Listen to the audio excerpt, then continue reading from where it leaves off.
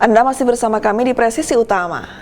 1 tahun setelah serangan 7 Oktober oleh Hamas ke Israel dan perang yang masih berlangsung di Gaza, berbagai peringatan berlangsung di Amerika Serikat, mulai dari unjuk rasa hingga acara menyalakan lilin untuk mengenang korban. Selengkapnya bersama jurnalis VOA, Valdia Baraputri. Semenjak akhir pekan di Washington DC terdapat berbagai peringatan 7 Oktober, 1 tahun setelah Hamas menyerang Israel dan menewaskan sekitar 1.200 orang, disusul perang Israel di Gaza yang telah menewaskan hampir 42.000 orang. Saat ini saya berada di wilayah Monumen Nasional di Washington DC, di mana ratusan orang pro-Israel memperingati 7 Oktober dengan mengenang korban jiwa serta menyerukan pemulangan sandera yang saat ini masih ada di Gaza. Acara ini diselenggarakan oleh Fearless Project, sebuah organisasi yang mempromosikan hubungan erat Kristen di Timur Tengah. Acara ini dijaga ketat oleh polisi dan dikelilingi oleh terpal hitam di sekitar area. Terdapat berbagai pembicara dalam acara ini, termasuk salah satu diantaranya senator dan cawapres dari Partai Republik, J.D. Vance, yang menggarisbawahi dukungan Amerika Serikat kepada Israel.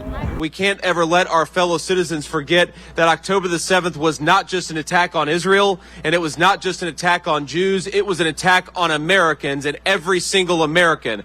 Di antara para pembicara juga ada seorang aktivis Muslim asal Mesir yang mengutuk serangan Hamas ke Israel serta berpendapat bahwa konflik Israel-Palestina adalah konflik teritorial atau wilayah, bukan mengenai ras maupun agama.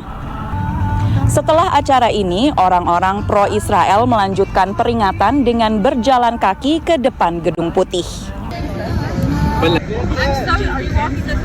Presiden Joe Biden dan Ibu Negara Jill Biden menggelar peringatan di Gedung Putih bersama pemuka agama Yahudi. Pada akhir minggu lalu, kelompok pro-Palestina telah berunjuk rasa di depan Gedung Putih untuk memperingati yang mereka sebut 1 tahun genosida dan 1 tahun perlawanan. Protes pro-Palestina serupa juga berlangsung di kota-kota lain di AS, termasuk Los Angeles, Houston, New York, dan Detroit. Mereka tidak hanya menunjukkan dukungan bagi warga Palestina, tapi juga warga Lebanon. Sementara itu, pada malam hari di Washington DC juga diadakan acara peringatan dengan berduka bersama di sebuah taman kota untuk mengenang korban jiwa baik dari serangan Hamas ke Israel maupun serangan Israel yang masih berlangsung di Gaza. Acara ini juga dihadiri oleh pendukung Palestina.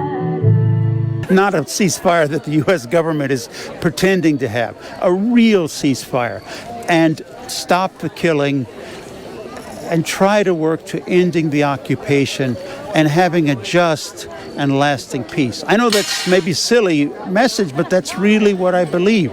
Penyelenggara juga menyampaikan bahwa keselamatan warga Yahudi dan Palestina ini saling berkaitan satu sama lain, dan keselamatan warga Yahudi yang terutama yang hidup di Israel ini tidak bisa terjamin sepenuhnya jika warga Palestina tidak bebas atau merdeka. Dari Washington DC, saya Valdia Baraputri bersama Rifan Dwi Astono dan Rio Tuasikal, VOA. Hamas di Gaza telah berlangsung 1 tahun. Selain menewaskan 41.000 lebih warga, menurut Kementerian Kesehatan Gaza, perang ini juga menyebabkan sekitar 100.000 warga Palestina terluka. Sebagian pasien ditangani relawan Indonesia di Gaza. Bagaimana kondisinya saat ini? Berikut laporan Yuni Salim dari VOA.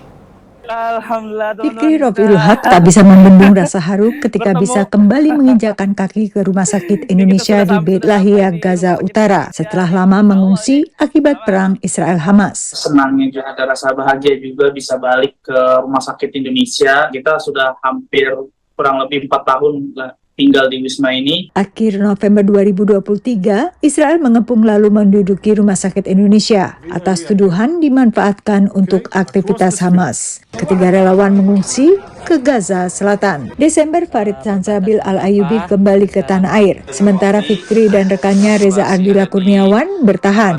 Sejak Agustus, Fikri maupun Reza kembali menginjakkan kaki ke Gaza Utara. Keduanya bergantian menemani sejumlah tenaga medis yang bertugas di Rumah Sakit Indonesia di Gaza Utara atau posko di Deir Bala, Gaza Tengah. Yang perjalanan dari Gaza Tengah menuju Gaza Utara tidak cukup mudah sih sebenarnya perjalanan tersebut. Medannya yang sangat ekstrim dan juga pengamanannya, terutama ketika di checkpoint juga yang mengerikan lah karena dipantau oleh drone dari Israel. Prioritas Mercy sebagai penyelenggara layanan kesehatan di Rumah Sakit Indonesia adalah pemulihan layanan segera. PEDI ke Utara, beliau juga sudah melakukan assessment. Ada beberapa hal yang memang sudah kita kerjakan. Yang saat ini berlangsung adalah memperbaiki Wisma Indonesia sebagai tempat timnya ini tinggal berkantor. Yang kedua, kita membantu solar panel menjadi sumber energi listrik di Rumah Sakit Indonesia di Gaza. Edi Wahyudi adalah relawan Mercy yang juga kembali ke Gaza. Ia dulu memimpin pembangunan rumah sakit sejak 2011 dan akan memimpin proses perbaikan bangunan dan fasilitas rumah sakit.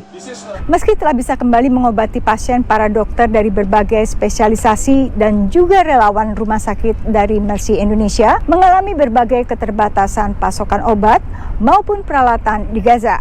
Kadang bahkan lampu ponsel digunakan saat perawatan karena keterbatasan listrik.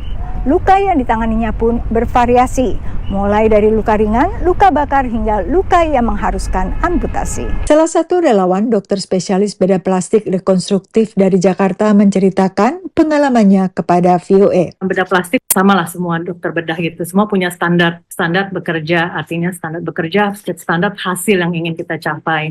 Tapi ya memang begitu, semuanya nggak ada. Jadi kita tantangan terbesar ya menyesuaikan, menurunkan standar kita, tapi tetap menolong pasien untuk membantu rekonstruksi tahap selanjutnya. Dr. Endrina telah berpengalaman menangani luka parah akibat bom di Jakarta. Tapi di Gaza banyak pasiennya adalah anak-anak. Iya, tapi jadi ingat anak sendiri dulu kecil bisa main-main ya dengan leluasa. Sementara di sini mereka harus menderita cacat yang berat gitu. Dan amputasinya pun kadang-kadang 2 tungkai, 3 tungkai, 4 tungkai gitu ya. Tapi salut dengan anak-anak sini, resilientnya luar biasa sih. Mereka bisa tertawa, masih bisa tersenyum. Itu kan buat saya ya lihatlah bagaimana mereka tuh memang kuat ya. Bagaimanapun perkembangan konflik Israel-Hamas yang kini meluas ke Hizbullah di Lebanon, Mercy berencana melanjutkan layanannya di Gaza bekerja sama dengan Organisasi Kesehatan Dunia WHO. Dari Washington DC, Yuni Salim dan tim VOA.